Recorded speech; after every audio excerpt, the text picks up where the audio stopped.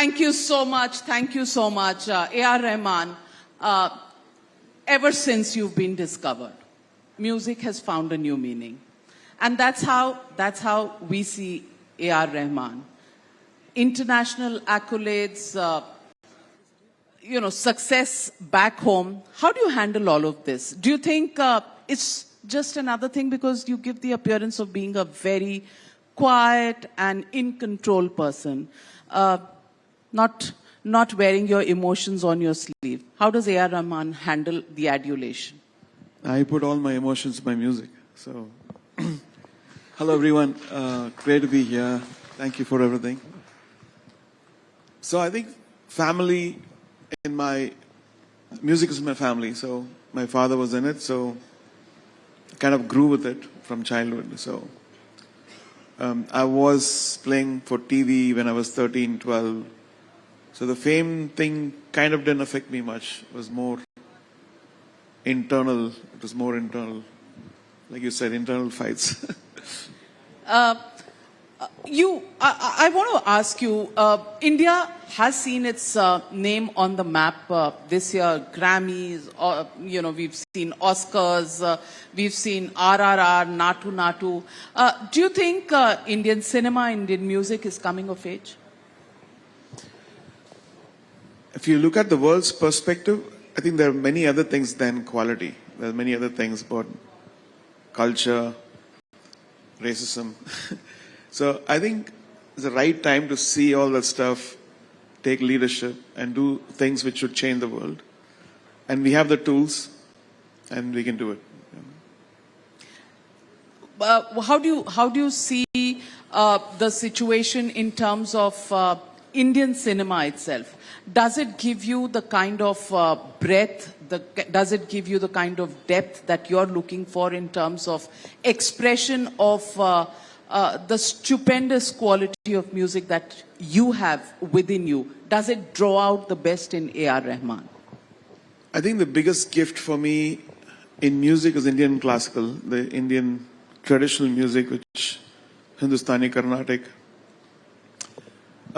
They have complexity, they have ragas which attach to your soul. And that's one thing I find missing in Western music. Western music has got great harmony, it's got dynamics, it's got so many other things. So I take the best of both, and it's still, you're still a drop in the ocean. There's so much to discover. There's so many ways to express music, so many ways to arrange music, present music, and with the visual tools now, it's even more exciting. And how do you treat music from the first film onwards? And I'm mainly talking about Hindi cinema. I don't quite understand Tamil, so the words do get lost. I mean, music, of course, has no language, but some of the words, the lyrics get lost. So I'm talking about Roja, Dil Se, some of these films that we've grown up on over the last several years. Is it even possible to ask you, how was the first moment when you stepped into the Hindi film industry, and what did you see around you, and did it shock you, the disorder that many people talk about that exists or used to exist in Bollywood? I think any creative stuff has disorder. It's just chaos. And how sereneness comes from, it's a duty of as an artist to bring people from chaos to order, or vice versa. I personally I was like a rebel because I was in the movies 10 years before I became a composer. I was playing as a keyboard player, and I was bored with it. That boredom gave me the courage to do something else. I felt like if I need to be in the film industry, I need to be like this or not. So that courage and rebelliousness actually gave me the energy to find my own path. And then you realize it's just scratching the surface. There's so much more to do. There's so many things. As you become a composer, as you get all the love from the people or criticism from the people, you find your own path. And that's the thing which I'm proud of, finding your own path. And that path is just not about you. After a decade, then you're taking people along with you, or you're going along with, the younger talent, and then it's a give and take. Yeah. So you were possibly the first startup in music, in the field of music, and you found your own path. Do you still think you're discovering new paths every day, or you think you found one and you are now treading it? No, I think we never find till we go off. I think each day, if you don't think there's something new, then you're stagnating. I feel like, and especially now, you're attacked with so much of, you're desensitized with so much of work, so much of music, so much of visual, so much of medium, right?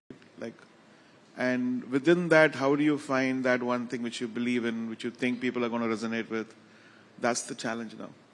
And how do you be true to a movie or whatever you're composing for, or writing a piece for an orchestra? How do you stay true to that, without getting distracted? Many challenges. It's not as simple as how we started back in the 90s. Now, like a million battles to fight. At the same time, the truth, if you're true to your art, I think people resonate with that. Absolutely. And people have always resonated with your music.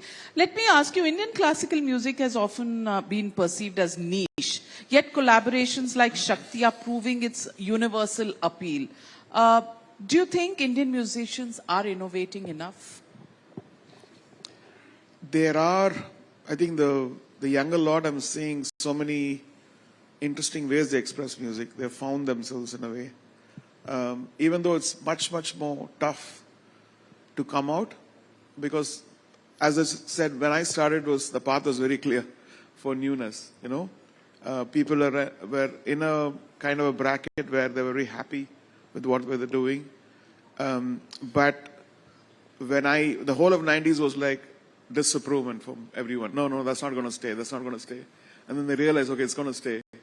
And then many youngsters took to the style of production or composition or innovative styles which are now embraced with the movie industry now. But yeah.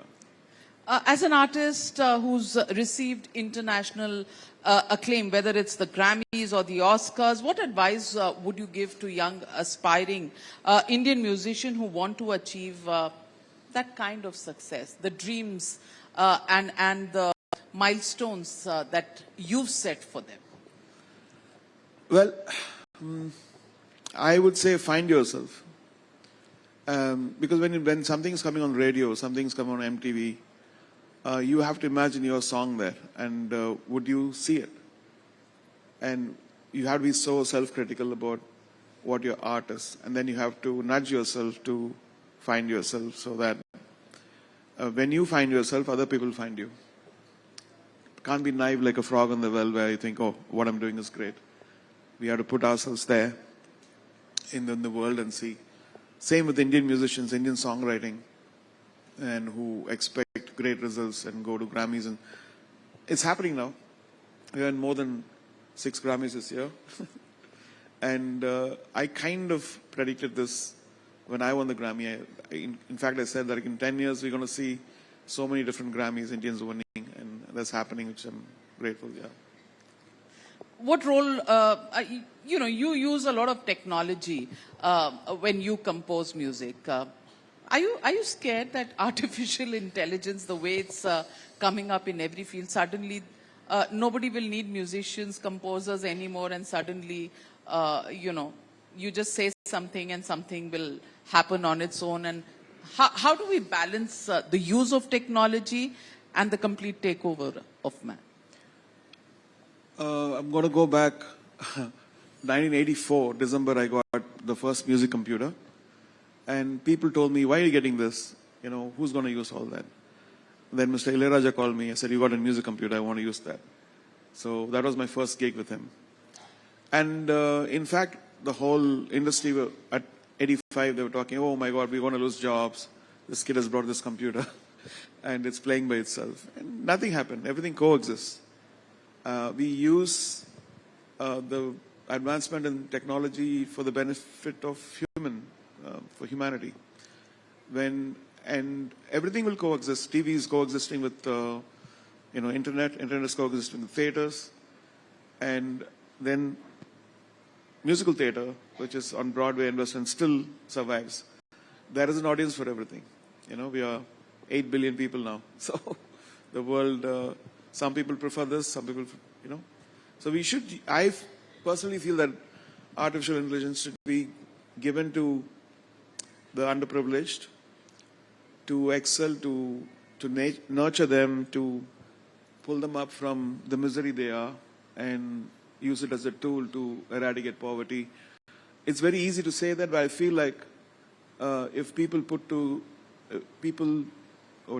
heads in every department, put their heads together, they'll find a way to use this as a positive tool rather than a negative tool, thinking that it's going to be a doomsday, device. Do you think there's enough originality in Indian music, especially in Bollywood? I think every industry takes, it changes itself to the good or the bad. I think we see that constant evolution in Hindi film industry or Tamil film industry, where suddenly something becomes famous, and I think the things which stay along are the organic things. There's certain things which are raga based, are still there. People love those things. Melodies people love still. Dance songs people love still. And now even this whole idea of having 12 different composers for one soundtrack, like how the West was doing for ages, taking different songs for. That's there, and then we have movies like Chamkila or Maidan where I'm composing for the whole thing. Other than the Chamkila songs, they are coexisting. So there'll be a need for everything, I feel. And it depends on what is bringing more joy to people. And that will stay, I guess. You spoke about Maidan, and that's your new upcoming film. Can you just give us something from Maidan, something that you can hum along, something that we can really, watch and be part of at the Times Now Summit?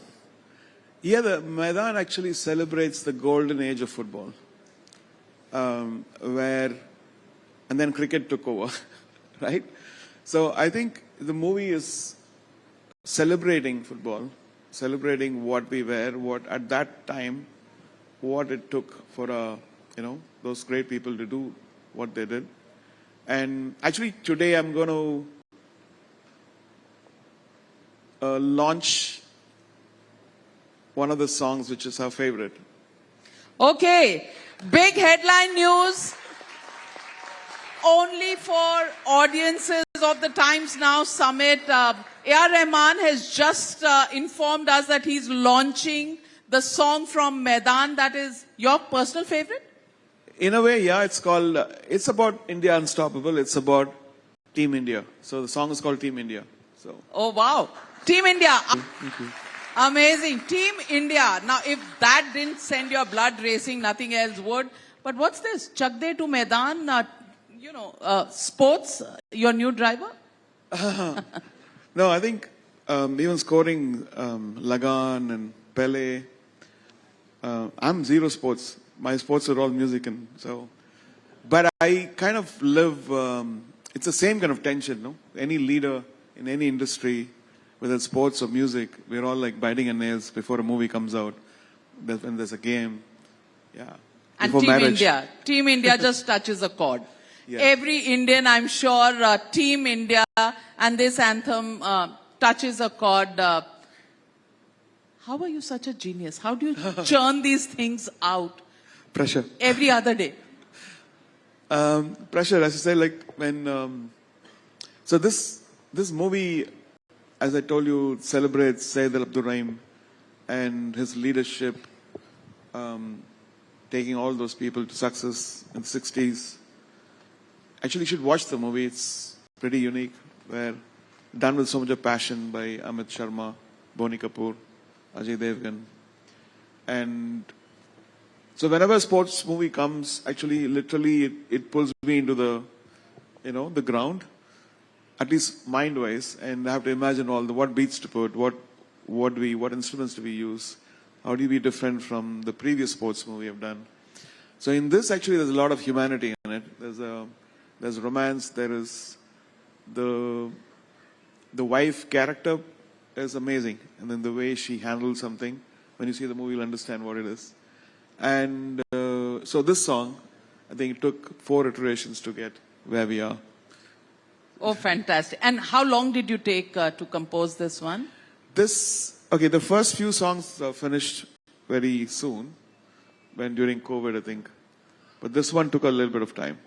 The director was particular that it should be a song where it feels like we have arrived and we are walking to this world, which is what your Unstoppable India is about.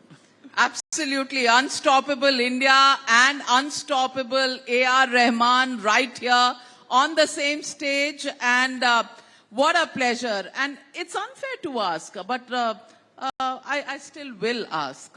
In your career, if you were to tell us the different steps of the ladder and, from, let's say, 10 songs of your own composition, rate them 1 to 10 and please hum it for us.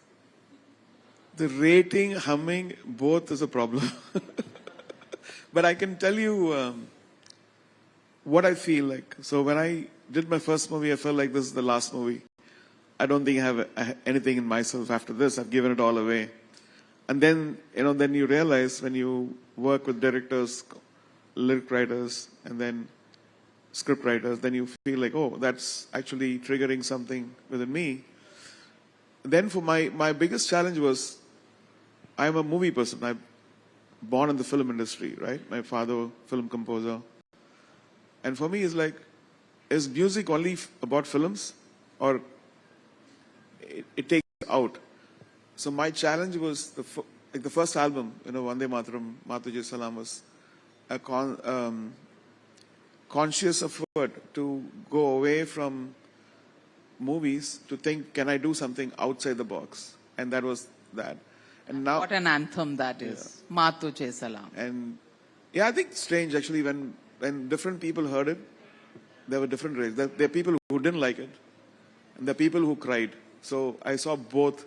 Who didn't like it? So Can we take them somewhere for treatment? No. I think they were all looking at movie because my friendship circle was all movie circle. And when they looked at it, this movie doesn't belong to any movie. It is not from a movie, first of all. So those who... I think they need treatment, whoever they are. Unnamed, let them be. But if they didn't like Maa Tujhe Salam... I think they didn't associate that sound with me. Or maybe it was... because I'm changing constantly. The 90s AR is different from the 2000, 2010. And then post-Oscars is different. The challenges are different for me in my life. I'm an educationist now. So I'm also thinking about how do you bring the void, fill up the void of musical education, at least for what I need to make music in movies without going to London or Prague or Budapest to record my music. So we have a native orchestra from my KM Conservatory. We have a native choir. Then, all that stuff comes from desperation, comes from, oh my God, this void, how do you fill it up? And now there are kids who play with,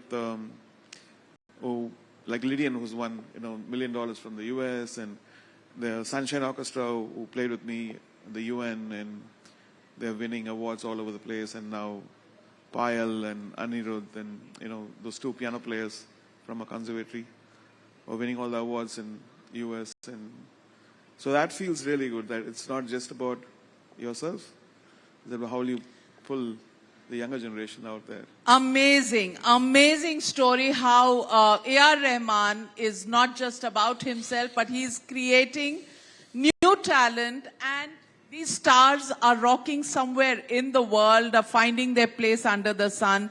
Huge round of applause for that one. Such humility and so much to give. Does that make you a bit of a misfit in the movie world? I think I don't see myself only in the movie world, strangely, because when you travel, you realize how small you are.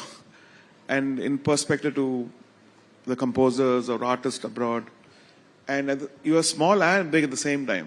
So big in certain things, small in certain things, and then you notice and see what is the void and how do you push yourself to fill that gap or evolve in certain things and probably give back in certain things. And my dream is actually to start an arts collective in Chennai, to build a place where we can do stuff like Broadway, you know. And so we're planning with a couple of friends to do that. And that's a huge undertaking because it's, again, terrifying to think about finance and the company and what would something go wrong. Apart from the excitement which people are going to get, apart from... So a musical on Broadway next? Yeah, Broadway in Chennai. And I'm writing a musical for one of the directors in London, but I can't tell that now. So 6 months later. This is the worst thing you can do to a journalist, that you drop a hint and then you say, I can't give the details. Yeah. You know, journalists can actually have seizures and heart attacks on stage because they're not getting to the bottom of things. It's so unfair. But I think it's important to keep certain secrets so that when it comes out, it has a better impact. So are we getting a promise from you that we'll have, a launch like Maidan right here, and we'll do a special conclave whenever you decide? Absolutely. Keep that open. All right. So we have a promise from A.R. Rahman. Fantastic. It's been a pleasure, A.R. Rahman. You are somebody we've always looked up to. Your music has given happiness. And we've hummed it, we've tapped on it, and whichever one you can hum for us. I'm sure license issues do exist, but I'm sure something would be allowed. Ma tujhe salam.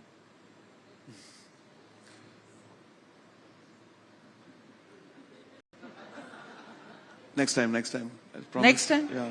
Something. The thing is, when I come to talk, right, my musical brain switch off. And it's true, unfortunately. It's true? Yeah. I can't do like other people, how they sing. I have to tune in. It's like a meditation. It's like meditation. Okay, so then... Because when I see that, if I'm not prepared in singing, I'm cringing seeing myself. You cringing. Well... Audience demand. Completely blank. God of music. Come on now. You can't let that pass. Where is God is out there? God is very often not visible to you, to the God, but the God is visible to the rest of the audience. Whatever you want. Multiple choice question has been removed and now it's whatever you want. Team India hai hum, Team India hai hum, Team India hai hum, Team India hai hum, Team India hai hum, Team India hai hum, Team India. Ladies and gentlemen, A.R. Rahman, the one and only, thank you very much for joining us, and thank you very much for actually rewarding us with this opportunity to play and debut your song, Team India. It's all about Team India. Thank you. Thank you.